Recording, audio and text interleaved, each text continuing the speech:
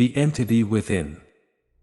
In the quaint village of Sambumakan, where myths intertwine with reality, there existed an ancient house, shrouded in whispers and fear. The villagers spoke of it only in hushed tones, for it was said that within its crumbling walls dwelled an entity not of this world. It began on a night when the moon was but a sliver in the sky, and the stars refused to shine.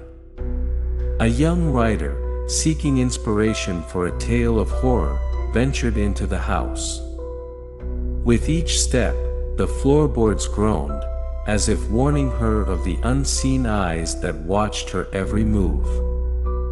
As she explored the shadowy corridors, her flashlight flickered, casting eerie shadows that danced along the walls. In the heart of the house, she found an old study, where a dusty tome lay open on a desk. The words on the page seemed to glow with an otherworldly light, beckoning her to read aloud the incantation written there. With a mixture of fear and curiosity, she spoke the words that would unseal the fate of the village. The air grew cold, and a silence fell upon the house, so profound it was as if the world itself held its breath.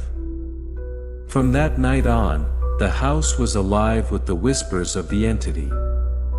It was neither ghost nor demon, but something older, something that defied the laws of nature. It whispered promises of power and secrets of the universe to those who dared listen. The writer, unable to resist the entity's call, returned night after night, her mind ensnared by its seductive voice. But with each visit, a piece of her humanity slipped away, leaving behind a shell driven by obsession. The villagers noticed the change in her, the way her eyes seemed to look through them, as if she gazed upon another realm.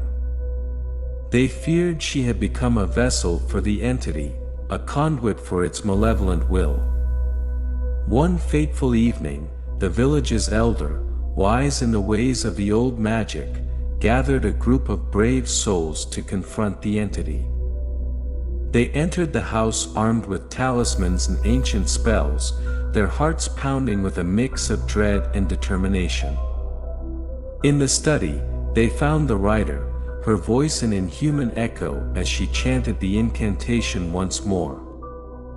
The entity materialized before them, a swirling mass of darkness that seemed to consume the light around it. The battle that ensued was one of wills, as the villagers fought to banish the entity back to the void from whence it came. The elder chanted a counterspell, her voice rising above the cacophony of the entity's fury. With a deafening roar, the entity was expelled, the house shuddering as if shedding the weight of its presence. The writer collapsed, freed from the entity's grasp, her eyes clear for the first time in months. As dawn broke, the villagers emerged from the house, weary but victorious. The entity within was no more, its whispers silenced by the courage of those who stood against it. The writer, her spirit restored, would go on to pen the tale of that night, a story that would chill the bones of all who read it. And the house? It stood silent, a testament to the village's triumph over the darkness that once lurked within its walls. But some say, on nights when the moon is but a sliver, and the stars refuse to shine, if you listen closely, you can still hear the faintest whisper, a reminder that some entities are never truly gone.